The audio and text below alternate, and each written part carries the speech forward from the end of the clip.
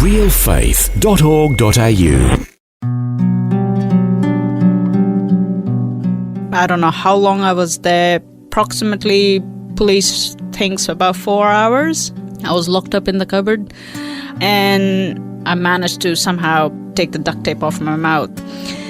And I started pushing the cupboard door with my legs and my feet while leaning against the wall. And the door did eventually give away, and then I just ran. Welcome to Real Faith. Conversations about the impact faith has on our lives and the challenges we go through, helping us today and giving us hope for tomorrow. That's real people, real life, and real faith.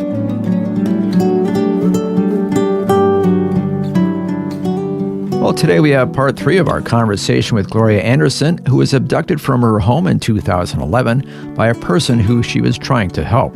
This began a 3-day horrific ordeal that included being mocked for her faith and enduring extreme physical torment. Last time, Gloria recalled the events that led up to her abduction. She said that she met her abductor, Darren, while volunteering at a soup kitchen and drop-in center. Darren originally began going there to get help, but then continued as a volunteer. He needed a place to stay, and Gloria eventually allowed him to rent the granny flat on the back of her property. She said that nothing would have led her to believe that he was capable of the crimes he would eventually commit, as he was well-liked by many at the center. However, she did say that he had made several advances toward her. She was going through a divorce at the time and made clear to him that she was not interested. Now we'll hear what happened next as Gloria shares selected parts of her story. And once again, we want to remind parents that today's program is not recommended for children. Also, the topics of violence and assault have the potential to trigger painful memories in those who have had similar experiences. So some adult listeners may prefer to avoid today's program as well. Once again, Gloria Anderson, along with her friend Priscilla Chandra, are joining me in our Melbourne studios. I had separated, and I was... My least of my worries was some other guy interested in me. So and there was a lot happening. And you made that plainly known you weren't interested. Yes. But he didn't take no for an answer. No, he didn't. He did, for a period of time, he did say, okay, fine, whatever. He backed off for a period of time after his first advances for a month or 2-3 months. And then one day after a birthday party we had gone for one of our other volunteers, we came home and he snapped. And that's where the assault took place. And my default position at that time was to freeze. We often hear of fight and flight and often neglect the freeze, but my default position was freeze because as a child, that's where I went. I just froze. So you were somewhat in shock. Yeah. That this guy who had been pretty friendly all of a sudden snapped, kind of like a Dr. Jekyll and Mr. Hyde, and Pretty this much. Dark side came out unexpectedly.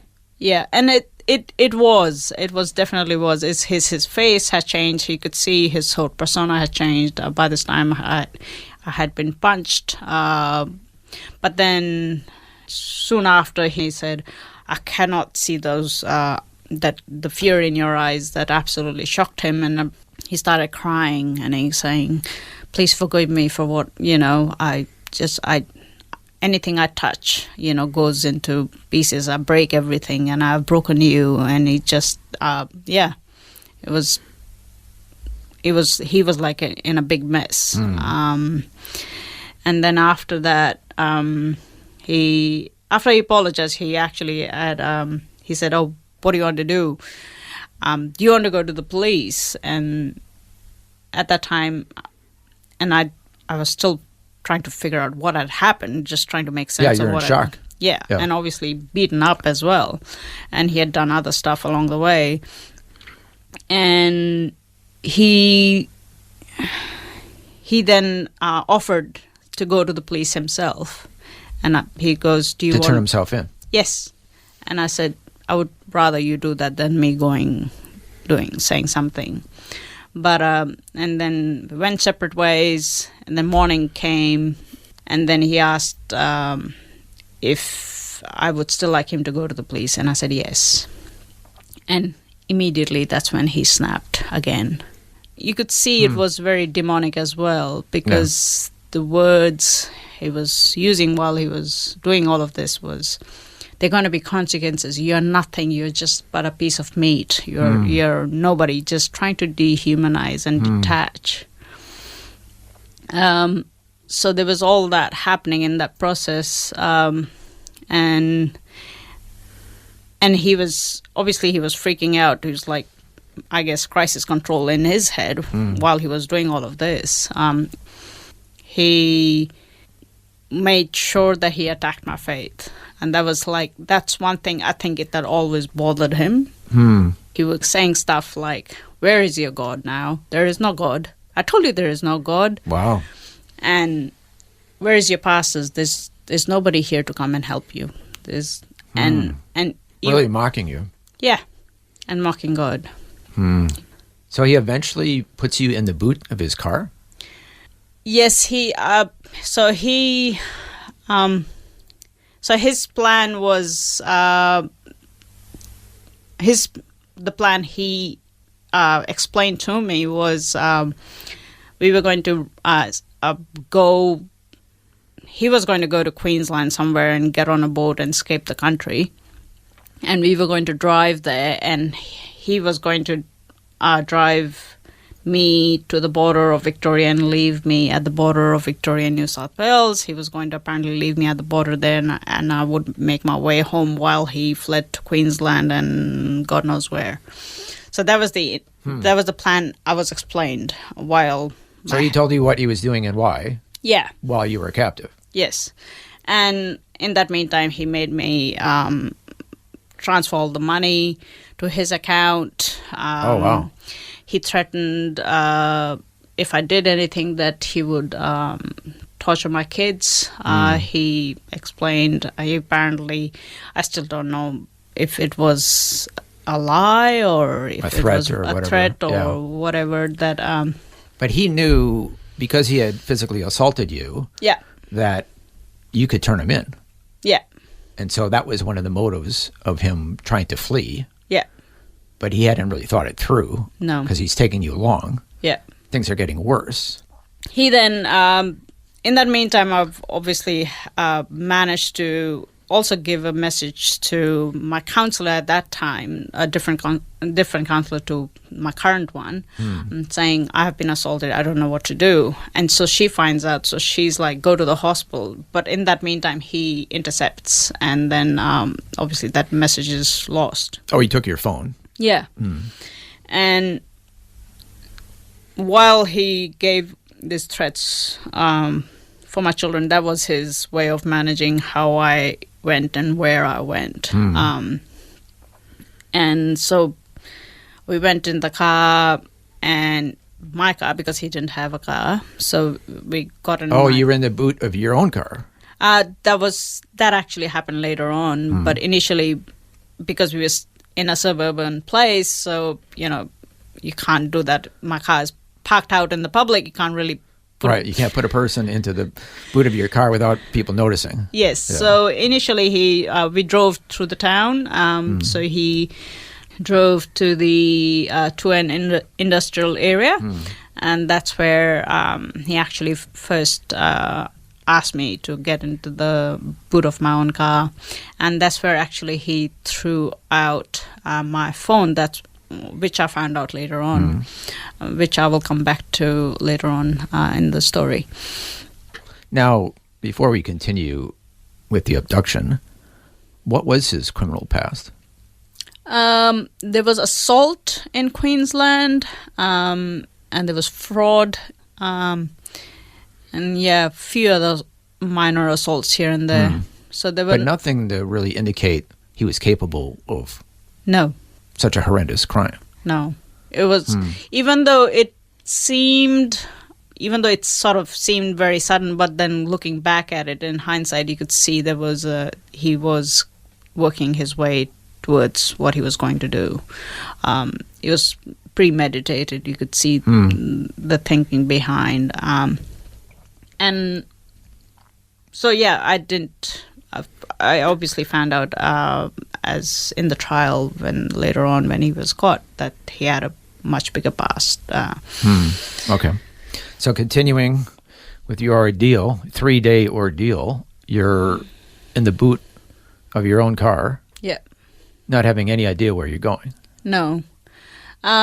So we did stop at one caravan park, which I thought was Marysville, because that's what he was saying. Oh, we will stop at Marysville. Well, it's getting dark.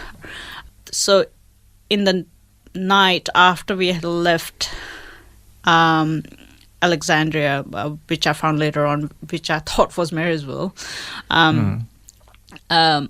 was the time where I had most of my praying and time with God.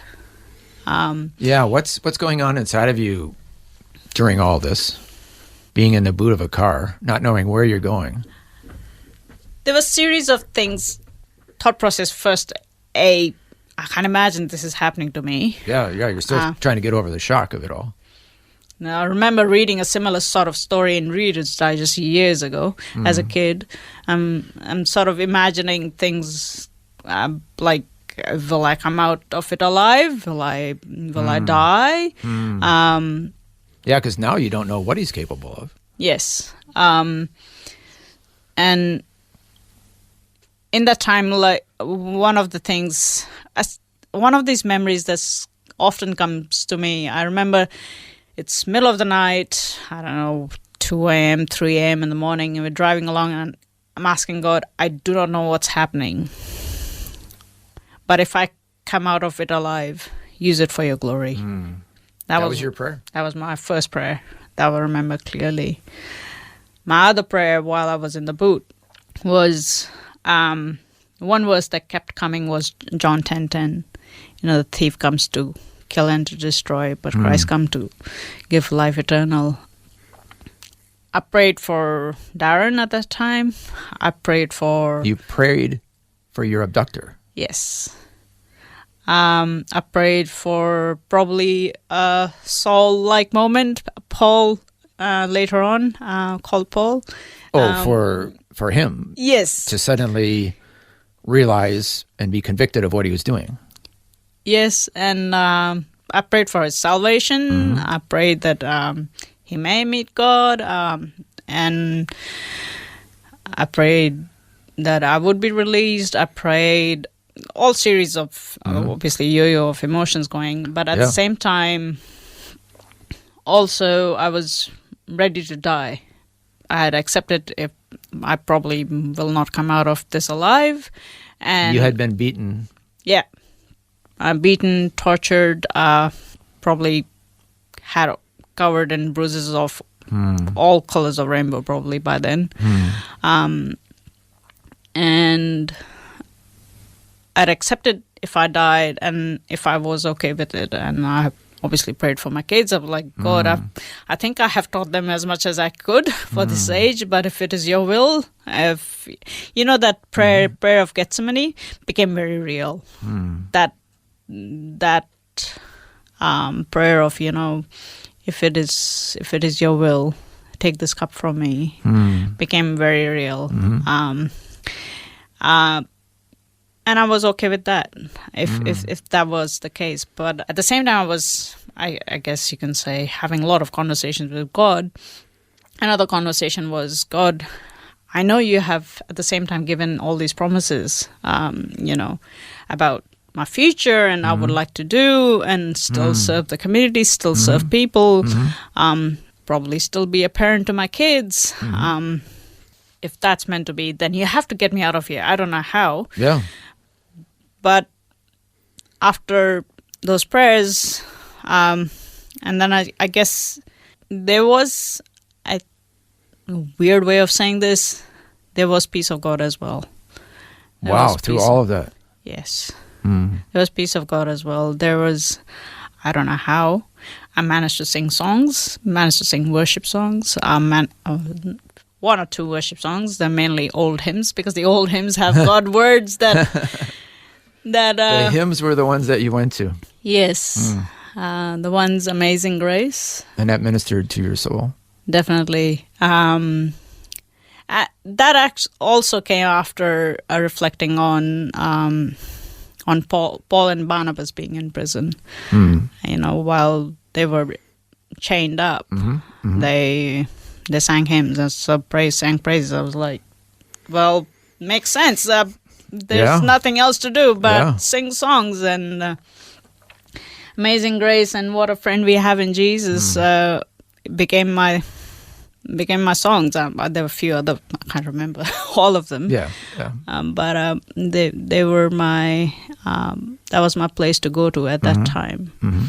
So definitely brought consolation that God was still there, even though it felt like He was not there. Even after you had been mocked by your abductor? Yes. And mocked for your faith specifically. But your faith stayed strong through it all? Yes. Well, my faith kept me sane.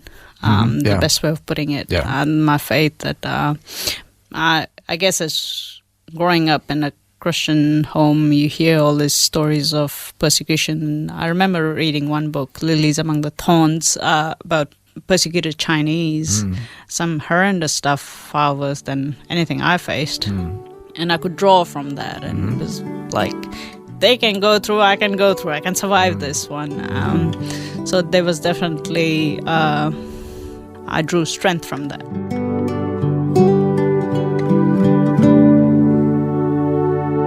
Our guest today is once again Gloria Anderson, who's sharing the events surrounding her abduction in 2011 by a boarder who she let stay at a granny flat on the back of her property. We'll hear how she finally escapes and how her nightmare comes to an end when we return right here on Real Faith.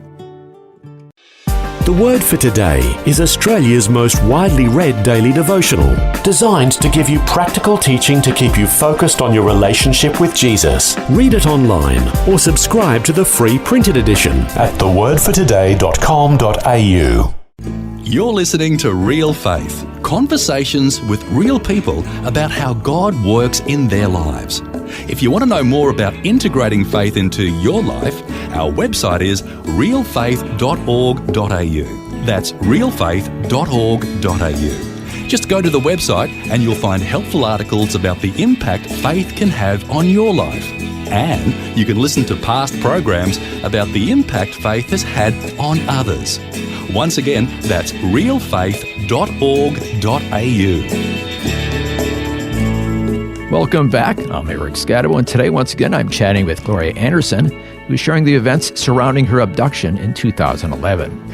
As we heard before the break, Gloria was abducted and put in the boot of a car, and then taken from Victoria to New South Wales. Now we'll find out what happens next as we continue our conversation. Now let's get to the positive part after all this. You've gone through the valley. Yes. But eventually, the Lord provides a way for you to escape. Take us to where you were and the circumstances surrounding your escape. At the end of 3 days, we arrived in a little town in New South Wales called Young. Initially, when we first arrived, we were way too early to book into a motel. But while we were waiting in that period of time, I guess we were just literally sitting out. But Darren was trying to explain his plan, whatever that plan was. So his one of his plan he had explained was he was going to leave me at a hotel and he was going to go his way and I can make my way back home. And you're probably thinking, that sounds good. I can finally be free from all this.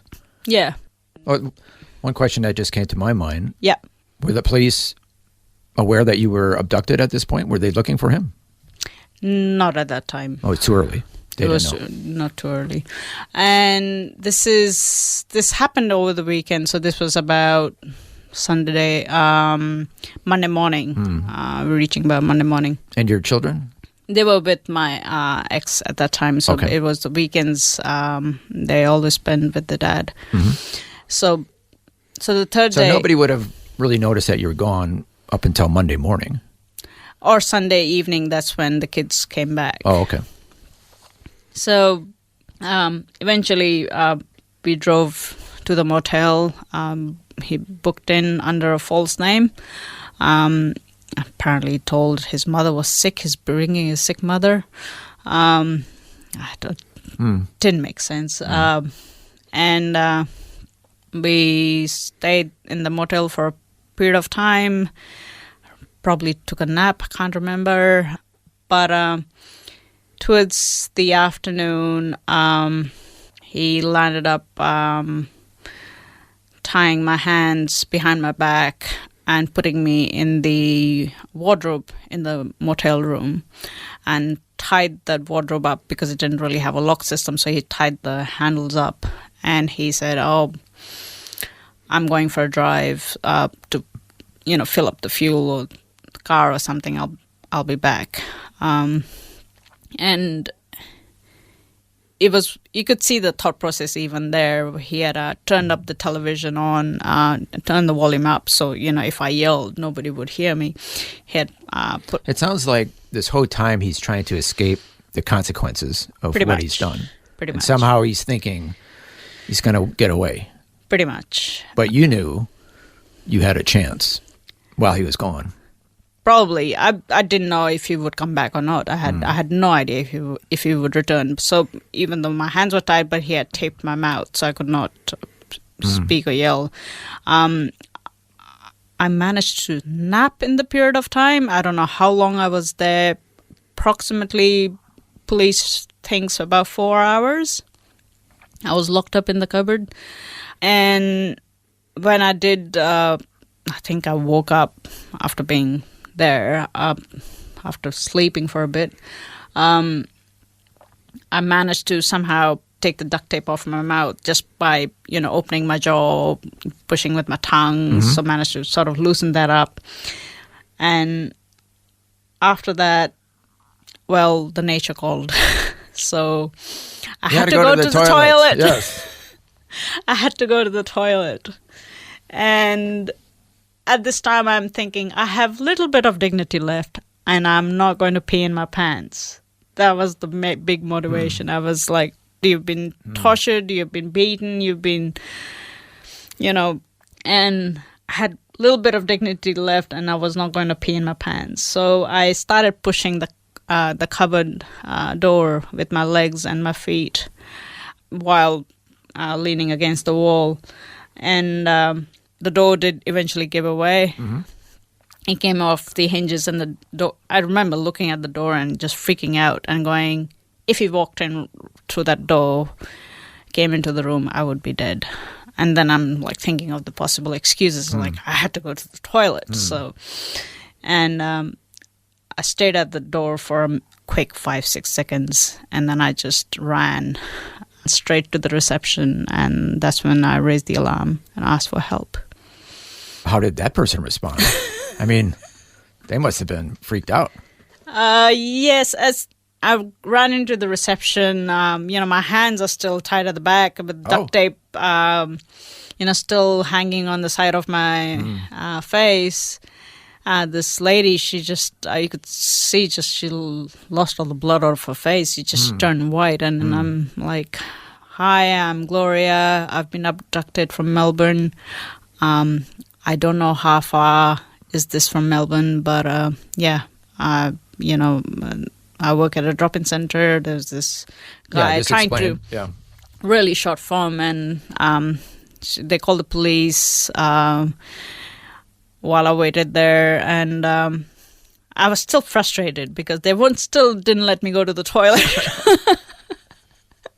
until the police came, and the police still wanted to take, obviously for evidence purposes, they had to take photograph, video me the way they found me, and even then they still kept me waiting. I was pretty annoyed, but eventually they did.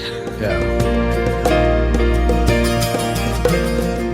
Well, that was part 3 of my conversation with Gloria Anderson, who's sharing with us about her abduction and escape in 2011.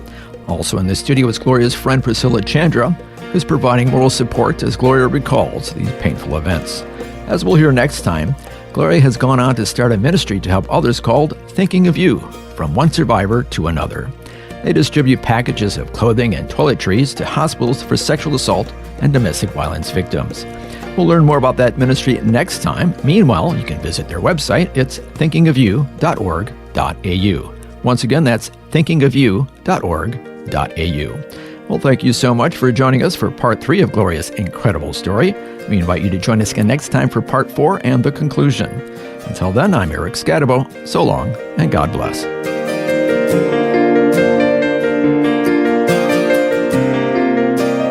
You've been listening to Real Faith, and if you have any questions or comments, you can send us a message through our website, realfaith.org.au. That's realfaith.org.au. Real Faith is a production of Vision Christian Media. This program is a production of Vision Christian Media. To find out more about us, see vision.org.au.